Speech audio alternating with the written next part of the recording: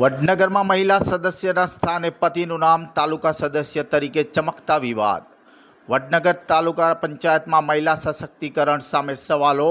ઉંડાઈ શાહપુર બેઠકના મહિલા સદસ્યના પતિની પોસ્ટથી રાજકારણ ગરમાયું.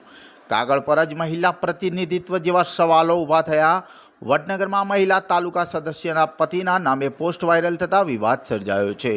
આ સમગ્ર મુદ્દે સોશિયલ મીડિયામાં એક્ટિવ તાલુકા ભાજપ પ્રમુખે મને પણ ખબર નથી કઈ હાથ અદ્ધર કરી દીધા હોવાની ચર્ચાઓ તેજ બની છે. મહિલા સશક્તિકરણ સામે સવાલો. વડનગર તાલુકા પંચાયતની ઉંડાઈ શાહપુર બેઠક ઉપરથી ચૂંટાયેલા મહિલા તાલુકા સદસ્યના સ્થાને તેમના પતિનું નામ તાલુકા સદસ્ય તરીકે દર્શાવતી સોશિયલ મીડિયા પોસ્ટ વાયરલ થતાં સમગ્ર વડનગર શહેર અને તાલુકામાં આ મામલો ચર્ચાનો વિષય બન્યો છે. મહિલા પ્રતિનિધિત્વ અને મહિલા સશક્તિકરણ અંગે અનેક સવાલો ઊભા થયા છે.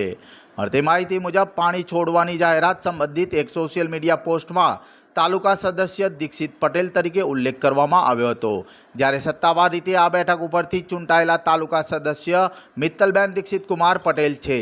પોસ્ટ વાયરલ થતાં સોશિયલ મીડિયામાં અનેક પ્રકારની ચર્ચાઓ શરૂ થઈ હતી. આ સમગ્ર મામલે દીક્ષિત પટેલ સાથે ટેલિફોનિક વાતચીત કરવામાં આવતા તેમણે જણાવ્યું હતું કે આ પોસ્ટ મારા મિત્રે બનાવી આપી હતી અને તે સમયે મારું ધ્યાન ગયું ન હતું. તેમણે વધુમાં જણાવ્યું હતું કે ત્યારબાદ પોતાના સોશિયલ મીડિયા સ્ટેટસમાં બીજી પોસ્ટ મૂકી હતી, જેમાં મિત્તલબેન દીક્ષિત કુમાર પટેલનું જ નામ દર્શાવવામાં આવ્યું હતું. દીક્ષિત પટેલે પોતાની સ્પષ્ટતા સાથે અન્ય અનેક પોસ્ટરોના સ્ક્રીનશોટ પણ મોકલ્યા હતા. તેમના જણાવ્યા મુજબ બાકીની તમામ પોસ્ટોમાં મિત્તલબેન દીક્ષિત કુમાર પટેલનું જ નામ મૂકવામાં આવ્યું છે.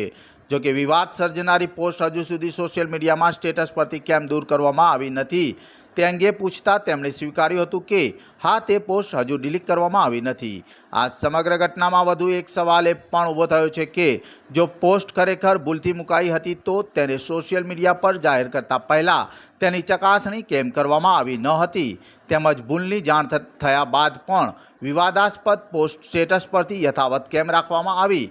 આ મુદ્દાઓને લઈને સોશિયલ મીડિયામાં અનેક ચર્ચાઓ જોવા મળી રહી છે.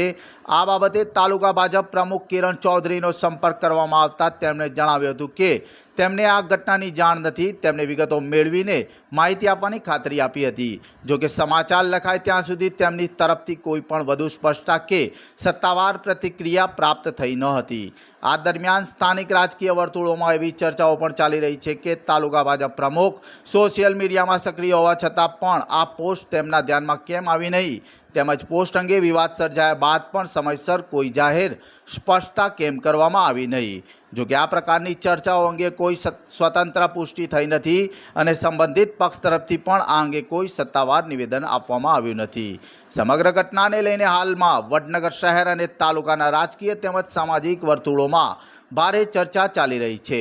મહિલા અનામત હેઠળ ચૂંટાયેલા જનપ્રતિનિધિઓની ઓળખ, તેમની સત્તાવાર ભૂમિકા અને મહિલા સશક્તિકરણની ભાવનાને લઈને લોકો વિવિધ પ્રશ્નો ઉઠાવી રહ્યા છે. સોશિયલ મીડિયામાં પણ આ મુદ્દો હાલ ટોપ ઓફ ધ ટાઉન બન્યો છે અને વિવિધ પ્રકારની ચર્ચાઓનું કેન્દ્ર બન્યો છે. નોંધનીય છે કે આ અહેવાલમાં રજૂ કરાયેલા મુદ્દાઓ ઉપલબ્ધ માહિતી અને સંબંધિત વ્યક્તિઓના નિવેદનોના આધારે તૈયાર કરવામાં આવ્યા છે. સંબંધિત સત્તાવાળાઓ કે તરફથી કોઈપણ અંતિમ નિર્ણય અથવા કાર્યવાહી જાહેર કરવામાં આવી નથી. આ વિવાદાસ્પદ દાવાઓને હકીકત તરીકે નહીં પરંતુ ચર્ચાઓ ચાલી રહી છે તે તબક્કે રજૂ કરવામાં આવ્યા છે.